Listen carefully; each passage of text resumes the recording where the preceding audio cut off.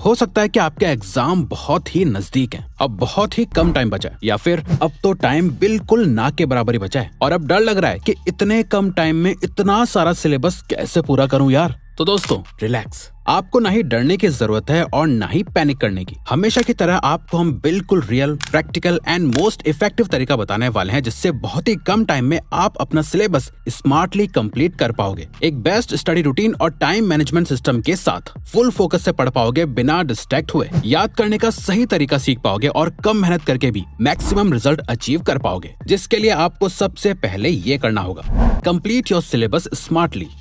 अब आपको ये तो बहुत अच्छे से पता ही होगा कि इतने कम टाइम में आप सब कुछ तो पढ़ नहीं सकते और ऐसे समय में आपको सब कुछ पढ़ने की कोशिश भी नहीं करनी चाहिए, क्योंकि ज्यादातर स्टूडेंट्स अपने एग्जाम से कुछ दिन पहले पैनिक मोड में आके यही गलती करते हैं। वो एकदम स्टार्टिंग से एंड तक सब कुछ याद करने की कोशिश करते हैं और एग्जाम के दिन सब कुछ भूल जाते हैं। इसीलिए ऐसे टाइम पे आपको स्मार्टली स्टडी करने की जरूरत है, यानी आपको अपना फोकस सिर्फ उन टॉपिक्स और चैप्टर पर लगाना है जो एग्जाम के लिए सबसे ज्यादा इम्पोर्टेंट है। और ये जानने के लिए कि आपको क्या क्या पढ़ना है, आप अपने किसी क्लासमेट से पूछ सकते हो और पिछले 5 साल के प्रीवियस ईयर के क्वेश्चन पेपर्स को एनालाइज कर सकते हो, या इंटरनेट की मदद से पता करो कि ऐसे कौन कौन से चैप्टर्स हैं जो सबसे ज्यादा इम्पोर्टेंट है और जिनमें से ज्यादा क्वेश्चंस बार बार हर साल आते हैं। और अब इन चैप्टर्स को भी 3 एरियाज में डिवाइड करो, important chapters, very important chapters and very very important chapters. आपको बुक के 50% चैप्टर्स पे फोकस करना है। अब क्योंकि आपके पास टाइम कम बचा है, इसीलिए आपको अभी अपना सारा फोकस सिर्फ वेरी इंपॉर्टेंट चैप्टर्स और very very important chapters and topics को पढ़ने में लगाना है। और अगर आपके पास इनफ टाइम बचा है तब आप इंपॉर्टेंट चैप्टर्स को भी पढ़ सकते हैं, लेकिन इन चैप्टर्स में भी 80-20 परेटो प्रिंसिपल को अप्लाई करो और उन टॉपिक्स पे ज्यादा फोकस करो जिनसे आपको मैक्सिमम रिजल्ट मिलेंगे। और जब आपको क्लियर हो जाए कि आपको क्या क्या पढ़ना है और कितना टाइम किसे देना है, उस हिसाब से आपको अपने टाइम को भी डिवाइड करना होगा, जिसे आप इस कॉन्सेप्ट का यूज करके कर सकते हो। इसे कहते हैं द फ्रिल्स टेक्निक।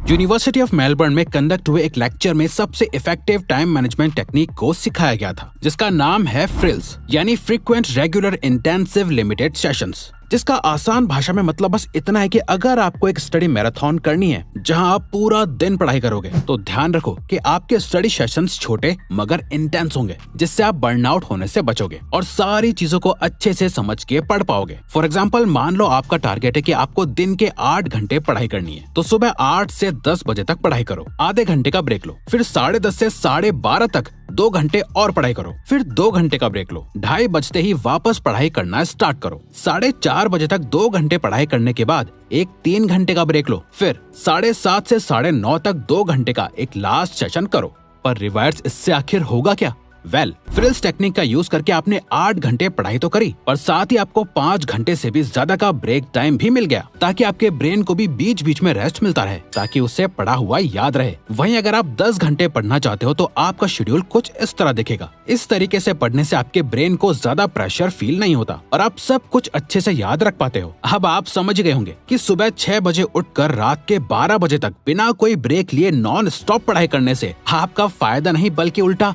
नुकसान ही होगा। आपको गधों की तरह पढ़ने की जरूरत है ही नहीं, बल्कि पढ़ने के समय लर्निंग और याद करने का भी एक सही और मोस्ट इफेक्टिव तरीका होता है, जो कि है multi sensory learning.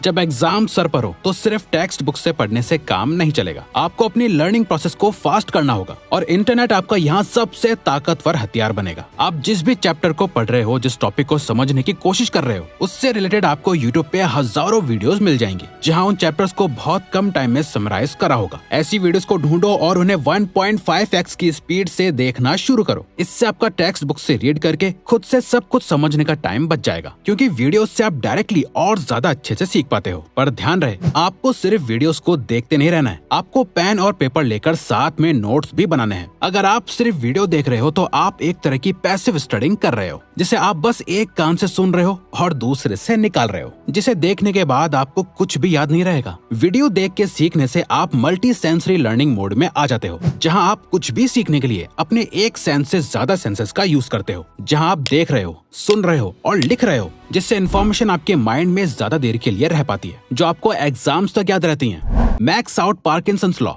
Parkinson's law कहता है आप एक काम को करने में खुद को जितना टाइम दोगे वो काम खत्म होने में उतना ही टाइम लेगा। अगर आपका अगला एग्जाम 3 दिन में हो तो आप 3 दिनों में ही अपना सिलेबस खत्म करोगे। वहीं अगर आपके एग्जाम में सिर्फ एक ही दिन बचा है तो आप सिर्फ एक ही दिन लगाओगे। यानी आप खुद को किसी चीज को करने के लिए जितना टाइम दोगे आप उसे करने में उतना ही टाइम लगाओगे। तो आपको करना यह है कि आप अपने बिग गोल जो कि सिलेबस है उसे अपने छोटे छोटे गोल्स में ब्रेक कर लेना है, यानी आपके डिसाइडेड चैप्टर्स। अब इन चैप्टर्स को आपको डेडलाइन देनी है और एक टाइमलाइन भी। फॉर एग्जाम्पल, आपको लास्ट डे पे रिवाइज करना है या पढ़ना है और आपके पास 8 चैप्टर्स या टॉपिक्स है पढ़ने के लिए और आपने डिसाइड कर रखा है कि आप आज 8 ही घंटे पढ़ोगे, तो आपको हर चैप्टर या टॉपिक को सिर्फ 1 ही घंटा देना है, उससे ज्यादा नहीं। जैसे ही 1 घंटा हो जाएगा आपको नेक्स्ट चैप्टर या टॉपिक पे तुरंत शिफ्ट हो जाना है। पहले वाले चैप्टर या टॉपिक को लेके ही नहीं बैठे रहना। इससे होता यह है कि आपके माइंड के पास एक मेजरेबल गोल होता है। आपके माइंड में एक अर्जेंसी रहती है कि आपको इतनी देर में ये चैप्टर या टॉपिक खत्म करना ही है, इसके बाद मैं इसे पढ़ नहीं पाऊंगा। इससे होगा ये कि आपका फोकस नहीं भटकेगा और आप इस बात पर ही फोकस करोगे कि मुझे नेक्स्ट 1 घंटे में ये चैप्टर या टॉपिक कंप्लीट करना ही है, ताकि नेक्स्ट वाला या बाकी के सभी चैप्टर या टॉपिक मैं टाइम पे खत्म कर सकूं। पर ये करने के लिए बहुत ज्यादा जरूरी है कि आप सुबह जल्दी उठकर पढ़ाई करो। ऐसा ना हो कि आप सोकर ही 12 बजे उठे हो और अपने सारे चैप्टर्स को फिनिश करने में आधी रात तक पढ़ाई करो, जिससे आपको रात में बहुत कम नींद मिलेगी और अगर आपको प्रॉपर रेस्ट नहीं मिलेगा तो आप ठीक से परफॉर्म नहीं कर पाओगे। इसीलिए सुबह जल्दी उठो और हर एक चैप्टर को एक फिक्स टाइम में पढ़कर फिनिश करते जाओ। Optimize your environment for exam. आइए इसे एक छोटी स्टोरी की मदद से सिंपली समझते हैं। दोस्तों, ओडिसियस अपने टाइम का एक बहुत बड़ा वॉरियर था, जहां वो समंदर के जरिए अपनी पूरी सेना को लेके जंग से वापस लौटकर अपने घर जा रहा था। उससे ये पहले बताया जा चुका था कि जिस रास्ते से वो जा रहा है उस रास्ते में एक आइलैंड दिखेगा और जैसे ही वो उस आइलैंड के नजदीक से गुजरेगा उसे कई सारी आवाजें सुनाई देंगी और ये आवाजें सुनने में बहुत मीठी होंगी, जैसे स्वर्ग से आ रही हो, जहाँ परियां गीत गा रही हो। और जैसे ही वो उन आवाजों के पीछे उस आइलैंड तक पहुंचने की कोशिश करेगा तो वो उस आइलैंड की ट्रैप में फंस जाएगा जो पूरी शिप को पानी में डुबा देगा। अपने जहाज और सेना को इस ट्रैप से बचाने के लिए ओडिसियस ने अपनी सेना के सभी लोगों से कहा कि अपने कान बंद कर लो, ताकि वो उस आवाज को सुनकर उस आइलैंड तक पहुंचने की कोशिश ना करें। पर साथ ही ओडिसियस खुद उन आवाजों को सुनने के लिए बहुत उत्सुक था। वो सुनना चाहता था कि वहाँ से कैसी आवाजें आती हैं जो लोगों को अपने जाल में फंसा लेती हैं। इसके लिए उसने अपने सभी सेलर से कहा कि मुझे शिप के ऊपर ले जाकर मेरे हाथ पैर को रस्सियों से बांध दो और मैं चाहे कितना भी रोऊं या गिड़गिड़ाऊं, जब तक हम उस आइलैंड के पार ना गुजर जाएं, मुझे बिल्कुल भी खोलना मत। अपने चीफ की बात सुनते हुए सेलर्स ने ओडिसियस को बांध दिया और जैसे ही वो आइलैंड नजदीक आया उसे स्वर्ग की सारी मधुर आवाजें सुनाई देने लगी। वो रोने लगा, गिड़गिड़ाने लगा, रस्सियों को खोलने की भीख मांगने लगा। पर किसी भी सेलर ने अपने चीफ को दिया हुआ वादा नहीं तोड़ा और उनका जहाज सेफली उस आइलैंड से बहुत दूर निकल गया। तो इसी तरह एग्जाम के दिनों में जो चीज आपको पढ़ने से रोकती है वो है डिस्ट्रैक्शंस, जिन्हें आप इस टाइम पर बिल्कुल अफोर्ड नहीं कर सकते। इसीलिए अपने आप को ओडिसियस की तरह अपनी किताबों से बांध लो और एक डिस्ट्रैक्शन फ्री एनवायरनमेंट क्रिएट करो, ताकि आपके फोन की नोटिफिकेशन की आवाज, दोस्तों और फैमिली की बातें या कोई भी आवाज आपको अपने गोल से भटका ना पाए। पढ़ाई का सही एनवायरनमेंट क्रिएट करने के लिए सबसे पहले तो एक ऐसी जगह चूज करो जहाँ शांति हो, कोई शोर ना सुनाई दे और कोई डिस्टर्ब ना करे। अब अपने फोन के सभी ऐप्स की नोटिफिकेशन को ऑफ करके साइड में रख दो और पढ़ने बैठ जाओ। तो इसी के साथ ये वीडियो यहीं खत्म होती है। All the best wishes for your exams and thanks for watching.